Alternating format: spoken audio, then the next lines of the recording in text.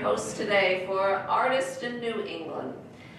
And folks, this is one of the advantageous reasons why I renamed the show, because we are in Wilmington, Vermont. We're not in the Berkshires. So we are actually at Jim McGrath's gallery studio up in Wilmington, where my husband and I fell in love with the studio this winter. And I thought it was really appropriate to bring the camera up here and to really show you an amazing gallery that I'm hoping that you're going to want to be able to come and visit. So, welcome to my show, and welcome Jim McGrath for being willing to host the show with your amazing artwork. My husband and I were really taken by not only your techniques, but a lot of your work. I see a lot of galleries, I see a lot of artwork, and you know, to say I was impressed is pretty much an understatement. So, and I think you know, it has a lot to do with what motivates us, you know, and how it touches us. And of course, being that we're up in Vermont and we're in an area that lends itself to a lot of beauty, which you have just amazingly captured. Thank you very much. Yeah. So I'm hoping you're going to want to share with us. A lot of this will go around and you can talk about a lot of the artwork. All right, thank you very much, and thanks for coming. I'm honored, and where I begin is probably the last painting that I finished here of springtime, and I put my recent paintings always in the bay window out there so folks can walk by and drive by and be prompted to come in maybe, or just enjoy it outside. But this is right up the road on Megas Road, and normally the way I treat a painting is I go out and I paint a study outside, or a plein air painting on an 8x10 format, and I take not so much time, you know, maybe under 2 hours to do my little 8x10s, and I bring it back. I use photography also, because I think photography and painting, plein air painting, have both great things to teach me, and always. And I see colors on a computer screen that I didn't see outside, and vice versa. So, and the perspective is always different. So I use both. And here I embellish my greens because I like to do that. I like to embellish colors too. It makes me feel good, let's put it that way. But see, as a landscaper, gardener, who's always aware, I don't think you've embellished anything. I mean, to me, the chartreuse is right on. I think how it comes out chartreuse and then grows into the green. I mean, to me, that's what I long for when I first see spring, is those different greens that come out in the different stages of the plant material. Well, thank you very much. Yep, and I think that one really popped, and that little apple tree just starting was fantastic. Yeah, wow, I didn't even see that. I love that. Actually, it looks almost like a crab apple. It's just an old apple tree. Yeah. It's just starting. And, it's beautiful. You know, and isn't that the way it is whenever you're driving down the road, whatever, some light. Light is what gets my eye, and I want to stop. Usually I can't, but I remember these are all places that I can walk to. Just fantastic, and I learn every day, you know, I learn every day. I'm pretty much a self-taught artist, so people ask me, can you teach me to paint? I say, I don't know. I paint because I enjoy it. I'm not sure what I'm doing, because I keep discovering things as I'm going, sometimes right, sometimes wrong. So you never took a painting lesson? You never took art? I painted with a couple of other artists, but never, no, I didn't take any formal lessons or anything in school for that matter. Did you start painting later in life, or? I started painting much later in life. I was a carpenter. I've always been interested in painting, for sure, and art. And it wasn't until I hurt my back as a carpenter that I just had to Didn't work anymore. Life. That's right. And that's about 14 years ago now. Wow. And so I ended up selling everything. I sold my tools and my 401k and the whole shebang and went for it with art. And I had a little gallery that was around the corner here. What is now the Cask and Kiln, that was upstairs. And then we had the flood, of course, you heard about that.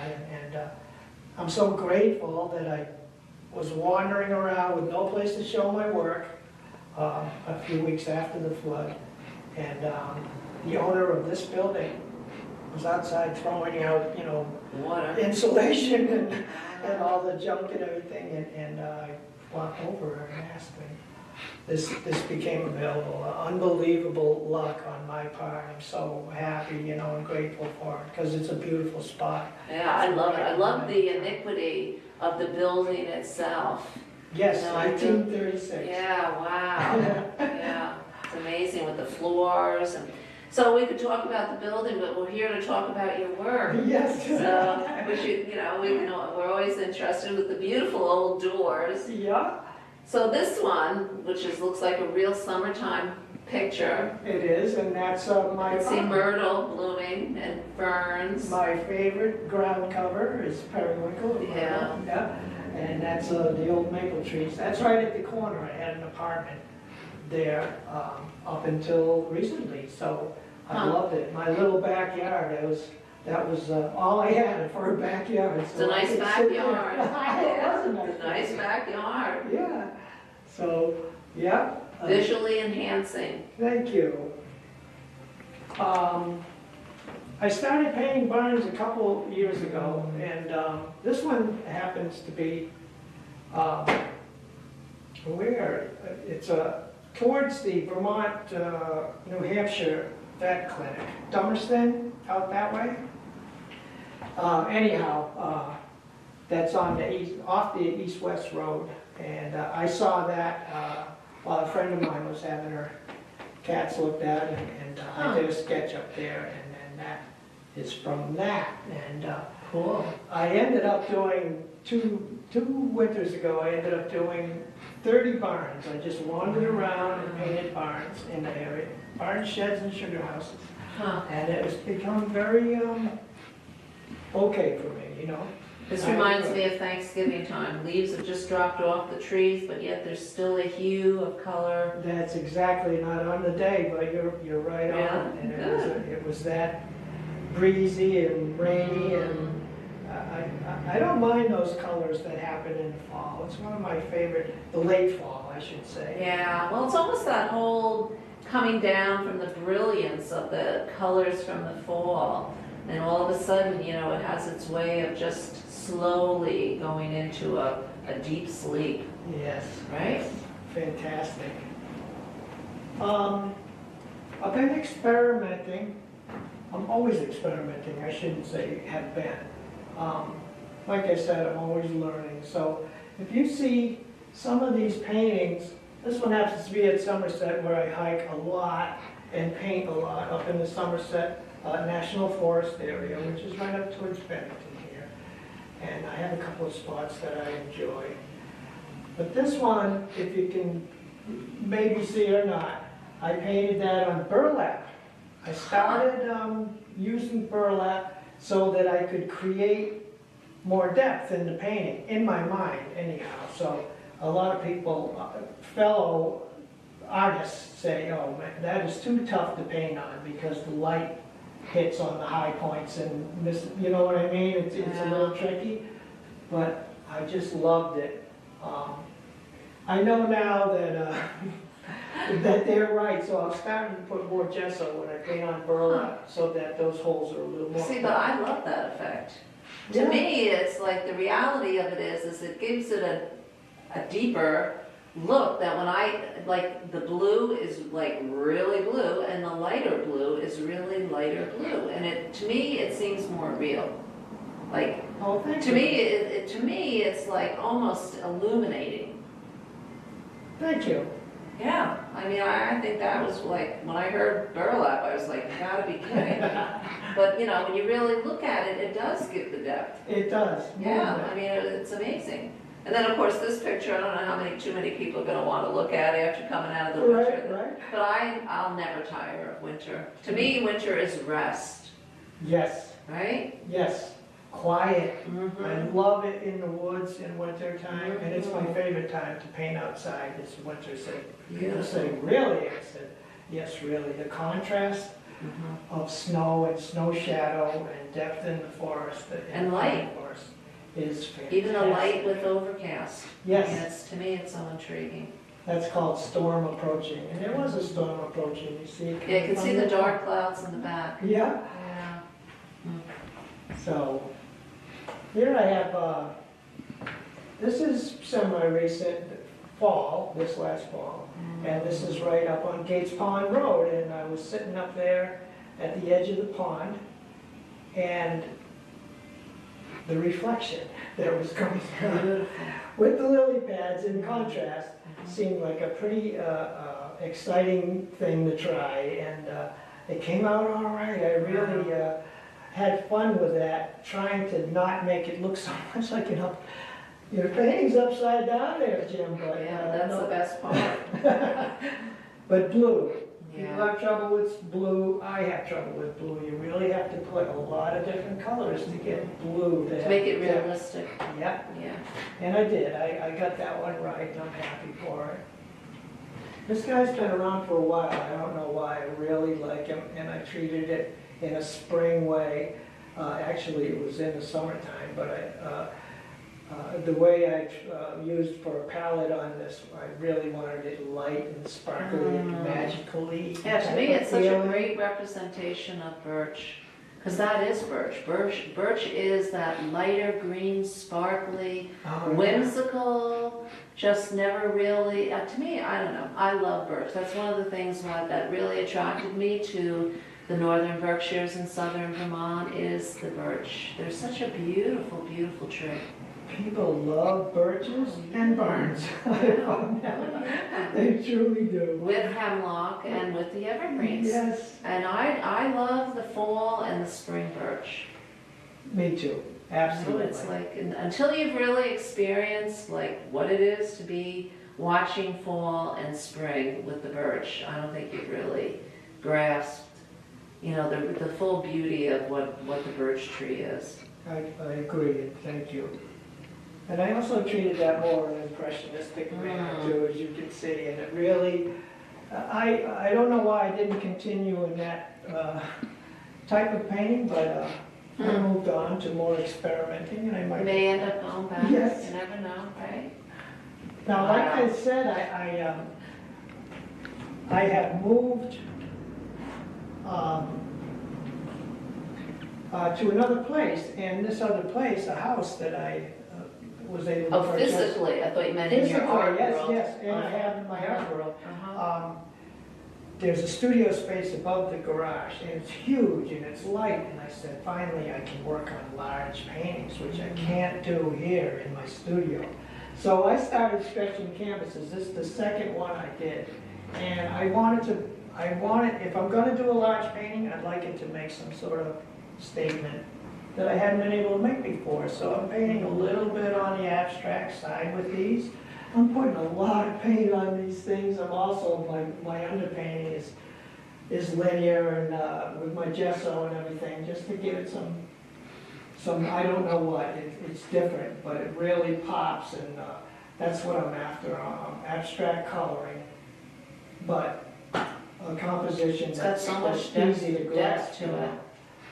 A lot of depth. Thank you. That really shines up even when there's no lights in here. Yeah. I kind of enjoy that. Well, it almost looks like the brilliant colored red is behind the darker color. And yes, So it's visually, it's very attracting to the eye, because when you look at it, you really have to look at what it is that you're looking at in the forefront and behind it. Yeah, it's amazing. isn't that fun? Yeah. I really had fun with that. I'll do more of that. There's a couple over here. You can't see those, but this guy's up in the Halifax area, and that's the Jacksonville stage road, Mm. which goes through Halifax towards Coleraine. And all the roads out there are just like this. And a lot of folks get lost up there, but don't worry, they're all good people that I've ever Probably have talked no to. internet or cell phone reception up there, right? That's right. So if you're up there by GPS, That's right. forget Yeah. it. Just enjoy the ride.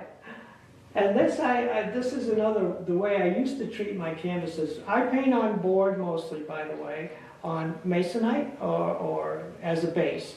And usually I'll gesso in burlap or a fine linen or even cotton sometimes. This one I painted on muslin. I left in, and it just gives it enough tooth. And when I put my underpainting on here, you can see I left it all ripply. I put it on with a palette knife, the gesso part. And so if you ever saw it from the side, you'd see all the bumps and everything. Texture. And it gives it movement, you know. And I love the bright colors. Folks like the bright backlit colors. And it was fun to paint. It came out right. And It's beautiful. thank you. I'm glad of it. Now there's more birch trees over there, and look what that burlap does to a birch tree, right? Actually gives the lines that it has. Isn't that amazing? Yeah. Now that one I did mostly with palette knives, and you can see it.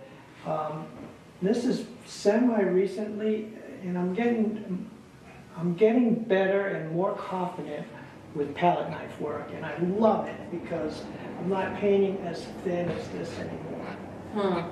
Look at all that is just slathered on. I slather on, I block it all in, all those things, and then I can work it later. But when I have that initial bunch of thick paint on there, I'm confident. I almost have a finished painting, you know. I can see where my lights and colors are all supposed to be, and then I can move little branches in here. And, you know, I can use some smaller brushes, but man, I just love that theory. It gives me, within the first half an hour of a painting, I can see what's happening already rather than starting with something with a small brush and just getting uptight through the whole painting. That came out great. Cool. So I'm happy for that. This one was another experiment, if you can believe that. That is plaster of Paris on burlap again. Wow. And you might think that plaster of Paris is a little brittle, but I added some kind of a durable product into the plaster of Paris. I smeared it on. You can see how porous it was. But it really made this is up at the graveyard, by the way. It really made that a different kind of feeling altogether. And It just, to me, it just adds texture. texture, yes, Yeah. and lots of it. Yeah. So, Because, you know, when you look at paintings, some of them are very flat, almost look like a photograph. And yeah, for me, that's what art is that I want to see texture, I want to see color, I want to see the integration of how they've worked with either nature or their model or whatever it is that they're working with. thank you. I mean, that's the stuff that's what makes my heart beat.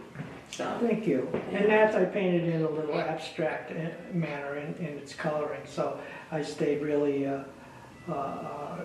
small with my palette, and those viridians, all that gold and brown sort of made that viridian really jump. So I left it alone. I didn't monkey around trying to get I would color think that's the right. hardest part is knowing when to be satisfied Yes. instead of getting in there and continuing to add and smudge. Oh, you can ruin 20 hours of work with I'm no sure. problem. I'm sure, especially if you're a perfectionist, right? Oh, yes. Another burlap piece. Beautiful. This is Tamara, who helps me out, a young lady who is fantastic. Artist herself, she draws with pencil and is very meticulous with her work, but Tamara is a great model, and she knows what she's doing. And if I need a day off, I call her with a day's notice, and she'll come in and help me. Cool. Just great to have her around. So, Boy, we're into all the burlap paintings, aren't we? This is up at the golf course, and that birch tree was jumping right on the water, unbelievable. I couldn't resist. And my plein air painting came out just as well. As I spent a little more time with this because I was fascinated by it, and the light wasn't changing the movement of that too much when I did that.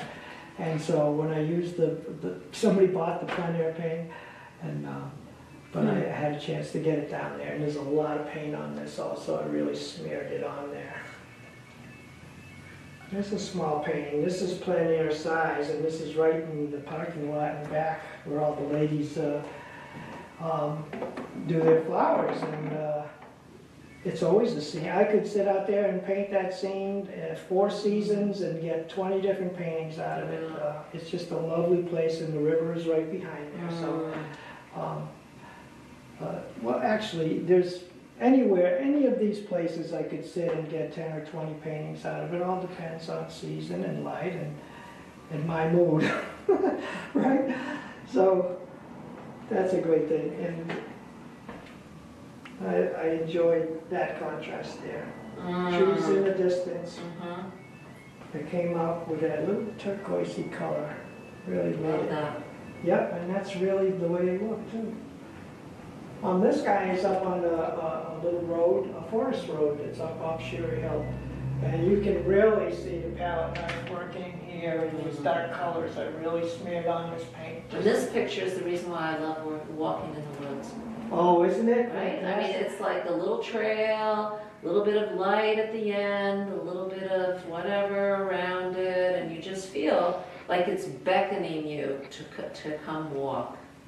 I call it a pond in the middle of nowhere, and you walked, first time I did this years ago, I walked up this path, and I had never been up there, and it's about that narrow and everything, and you go over there, and there was a pond there, up on the hill, where you never would have known. And it was a clean pond too. I said, oh, I felt it was my private place. Yeah, oh, absolutely. And it was too, so I painted that a lot, all around that area a lot, so I'm grateful. I called it nowhere, because in the middle of nowhere. All right. The winter before last, I set out to paint barns, sheds, and sugar houses in the area. I thought that would be nice. I started off with a couple of plein air pieces, and I got a lot of response right off the bat from people. So I spent that winter painting barns. I got 32 of them done, I believe. And this one here is up on Argy Hill Road. It was one of the first ones I did. I do them very quickly, if you can see the brushwork. And all the sticks that I use, I do with a little pointy Q-tip. Bing, bing. People say, how do you get that fine? I said, Q-tips, the pointy ones. So that's up there. The shadows were kind of right. They were sugaring, so it was that one was up towards March. This one is on Streeter Hill Road in Barrington. Same thing, and I could just, you know, go through these quickly. These are all within 20 minutes of here, these barns, all 30 of them. That came out great. It's one of my favorite. Yeah, I love that. This one here is right around the corner, going towards the lake, and that's on Castle Hill. And that big pine really gave me some real nice contrast compared to that. And same with these. These I had 10 of them made into prints because somebody said you better make prints. It's the only time I've had prints made, and I think it might be the only time I ever do have prints made because it was a lot of work organizing people and printers and framers and well, we're enjoying our prints. Thank you. Or our postcards, I have to tell you. But really, they've been very popular. I've done very well with them, and I enjoy It captures Vermont. I mean, really, captures New Hampshire and Vermont Thank perfectly. You. Thank you. And that's what people come up for, to look at the barns. I had an article when I first did all 30 of the originals. I had on Memorial Day a couple years ago, I put a tent out right out in the grass here. and we had it advertised in the Brattleboro Reformer. And people came from all over. I was amazed, you know, I'm not bragging, don't get me wrong here. I was amazed at how many people came. I sold out of all those 30 barns like that. It was amazing. So I'm glad I got 10 of them captured on print. I'm certainly glad. This one was the first of my new digs in my new studio over the garage. And that is my first experiment with abstract painting. And yeah, look at all the paint on this one, tons. And I had fun with this, a lot of palette knife work again. It's not totally abstract. The coloring is abstract.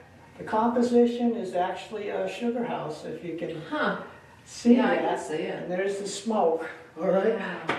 Somebody said, no, it's a guy in a boat. So I said, all right, well, Okay, yeah, it's whatever you think it is, right? It speaks to all of us. It does, and I'm very happy. Could be the fall with the reflection of the trees on the water. Yeah, Could be a lot of things. that's right, that's right. This is actually snow, but, you know, it doesn't matter, does it? Nope, So, it's all in the eye of the beholder. yes, right? that's Lynn, that's under there, so that was fun.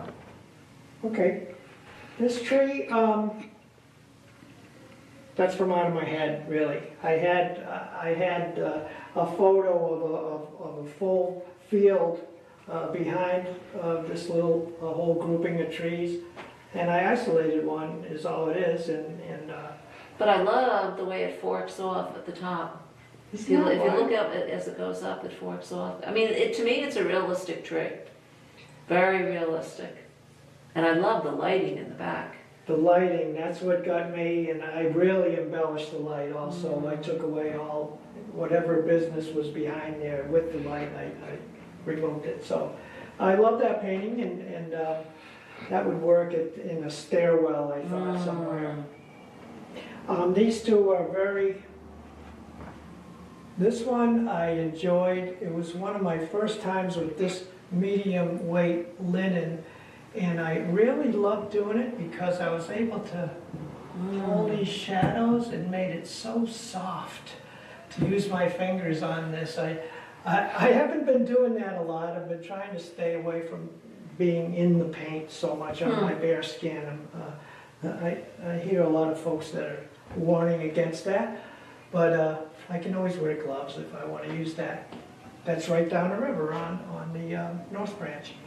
And this one here is recent. That's 2 months ago. And that's right up off Corbett Drive, and I treated this a little, that had that golden light, was just happening late afternoon, and I captured it. I got the golden light, and that's not easy to do either, so it was more by accident, I think, that I got that beautiful time of day with that. And it was a simple scene, but it came out right. I really liked that painting myself. What about the statue there?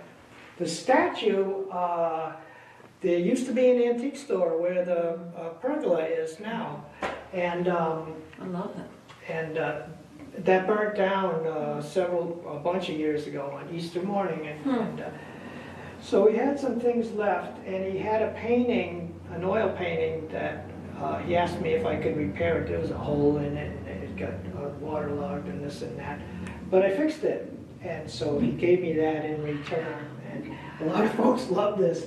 It's a cello player is the name of it. And it's not for sale. And it's not for sale. Wow. It's beautiful, I love it. And it sits there beautifully. I Yes. wouldn't dream of selling it. It just anchors that whole corner.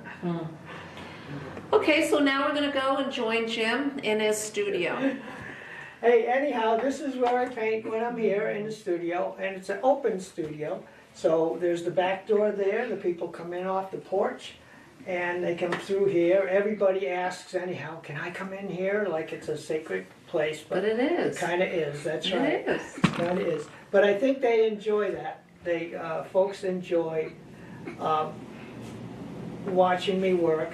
I don't know how much I like it, but I'm a little uncomfortable with it. But Well, I think there's this whole mysticism with artists. You know, first of all, getting it down on, like you said, you're working with what? With all the different types of backing, Yes, right? yes. I mean, who would think burlap, Right. right? Who would think black burlap, right? Yes. You know, so automatically, I think most people, when they think of artist, you know, it is this mysticism of creation. Yeah. Everyone that comes in my gallery, and so we're talking 6 years now, I automatically ask, and I might have asked you when you came in, do you paint? I ask everyone that, and everybody's got a joke, oh, I can't even paint my house, I can't draw a stick figure, you know, there's 100 of them. Right, yeah. But most of them say, no, but I wish I could. They all say, I wish I could, 99.9, and that makes me think a little bit, you know. I'm not sure if it's a God-given talent, I couldn't say that, I don't know.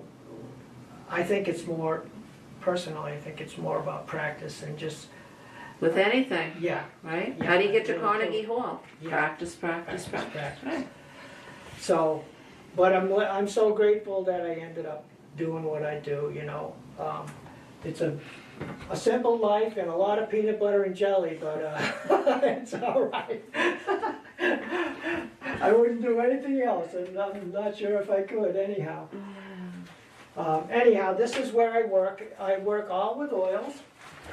Here's my rig, it's oil painting. I have a full set at home, and I have a full set in a backpack around here, which is my plein air bag. Is that what you take backpack. out on the road? I do. I have everything fits, my easel, I have my backpack, I have down to a little over 15 pounds total with 2 waters. That's nothing. So I love hiking in the woods. If I don't get a good painting done, it doesn't matter because I'm in the woods. I love it in there. So, and everybody knows that around here. Where's Jim? He's in the woods. So can I ask you a technical question? So all these colors Yes. up on the wall, are they a block of paint that you put on it, or did you buy it like that where the paint was already on it and then the application of the paintbrush with a little bit of water activates the color? No, it is, I create these. They take time. Artists, you'll hear artists they do their color charts. Everyone does them a little differently. With different colors, I would think. Well, you know, what it is taking any color. Let's say I bought this color, ultramarine violet, and I hadn't used it before. I would take that and mix it with every single thing on my palette. And then, so let's say that's what it comes out to be. Then I'll put a little white in with it, and then I'll put a little more white in it to get my different values. Now there's a certain formula that painters use, most painters use. I don't, half of each, and stay rigid with that. I don't. What I'm doing with a color chart is I'm looking for a color that I haven't seen before.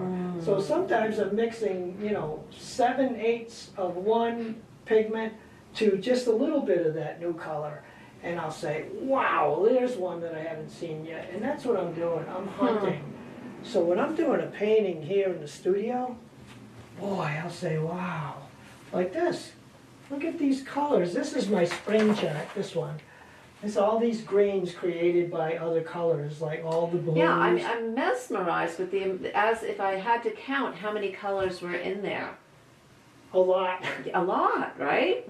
Yep, and they're not tube greens either. These are, No. and what I say by that, these are all the yellow colors down this side. And here's all the blues and grays and some of the reddish tones that are up here. And then I mix down with the yellows and come across. So that's all springy stuff, and I love it. I've used it already, you know, I've gotten great use out of it. And some of these I can pinpoint. Boy, what do I paint that rock, you know? Rocks are tricky. There it is, you know? Burnt umber and viridian green. So And now, when I get to a painting the next day, I'll come in the next morning. Uh-oh, how did I get that rock again? You know, that's how, and they're great to have. I don't have one for my plein air pieces because when I'm out, I try to be limited with my palette and how much weight I put in there.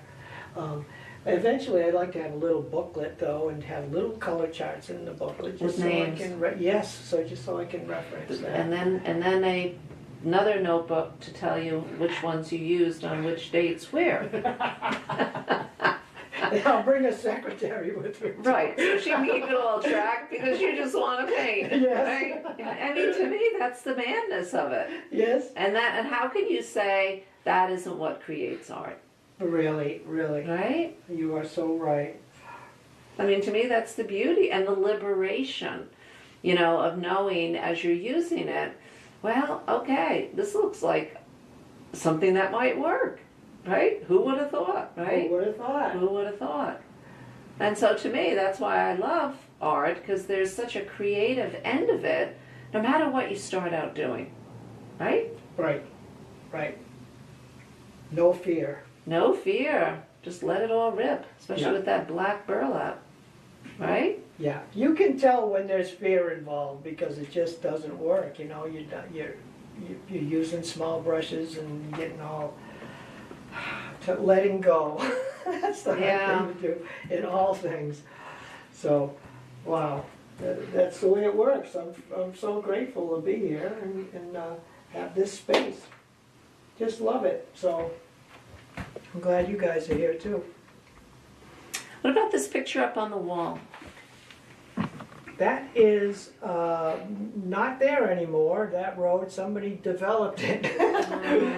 So that's up by Gates Pond. Yes, that's the problem with beautiful areas. Yes, Got all these developers that see the same thing and all they can think of is how to develop it. yeah, and that's what happened with that. And it was a neat thing, and I drove up through there, and there was only this much room between the post and the barn. And then it kept going through the woods, like somebody put it there next to their barn as a walking thing, but it was wide enough to drive. I didn't see anyone around, so I kept going in there about another half a mile with my truck. And then I painted in there, and then when I came out, I painted again at the bottom of the driveway and looked back. I think it was more fascinating to look at the entrance of it than when I was in the wood parts of it. Now I know Bob's not going to get a very good representation of these pictures down on the table, but a lot of these are portraits. Yes. And are these portraits that people ask you to do, or is it stuff that you just see because you're motivated by somebody that you see, or how does that work? Some are people. There's Tamara, and there's Melanie, and Linda is here somewhere, right there, and Tamara. Some are from magazine portraits. I was homeschooling my dentist daughter, 12-year-old daughter, Hannah. And she's now a dentist. No, is she? I don't know. No, she's not. She's about 15 now, or 16. Hannah, what do you want to do today? And we tried oils, we tried pastels, we tried everything, landscape. She didn't like any of it until we got to charcoal. And then she was able to use her fingers to manipulate her shadows, you know, and she was having a blast. So we'd sit next to each other. What do you got today to paint, Hannah? And she'd have a magazine picture. And so we did magazine pictures together. So is this some of her work? No, this is my work. Your work. I had 2 of hers framed, and I gave them back to her just recently so they could have them. But hers came out excellent. For a 12-year-old girl, she is one talented young lady. I asked her dad recently, is she still painting? Oh no, she's chasing boys now. He said that's all. Oh, that's too bad. She may come back to it after the boys disappoint her, right? I would be disappointed if she didn't, because she's got a real talent. Did you tell her that at any one time? Oh yes, yes. Yeah. She's excellent. She's a concert violinist too. So. Wow. She might have to really choose. I love that picture right next to, is she picking blueberries? Yes, every July, we have our Blueberry Festival here. Oh, yeah, Right? Yeah. So I Actually, always there's two paint, pictures there. yeah, I always paint something for the Blueberry Festival. And usually, we're closed, sorry. My phone's about to die on park day. Tamara always poses for something. We usually go up into the Boyd family farm. What? Doesn't matter. Yeah, we always go up to the Boyd family farm and we look for something to pose with, bring a little costume up there and do the deed. And then I put that painting in the bay window for the Blueberry Festival. Wow, that is so wonderful. Yeah, and that always sells also. People I would enjoy think. that. So I'm not sure of what, we haven't posed yet for this year's blueberry thing. That's a maybe. That's just a quick drawing, a painting that I did for a maybe. So we'll see. Awesome. Yeah.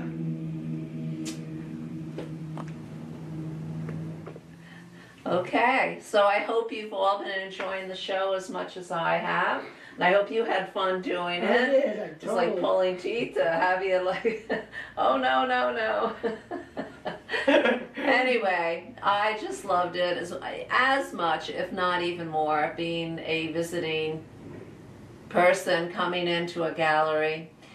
You have been watching Artists in New England, where I bring to you the artist whose vision has made an impact in the art world. My name is Christiane Ryan, and I have been your host today, along with Jim McGrath from Jim McGrath Gallery Thank you very much. in Wilmington, Vermont. And if you're ever coming up to pick blueberries or coming up to look at barns or maple sugar houses, this is the place to stop because no matter what the season is, it's an all-round season gallery. Folks, thanks for joining us, and we'll see you next time. God bless.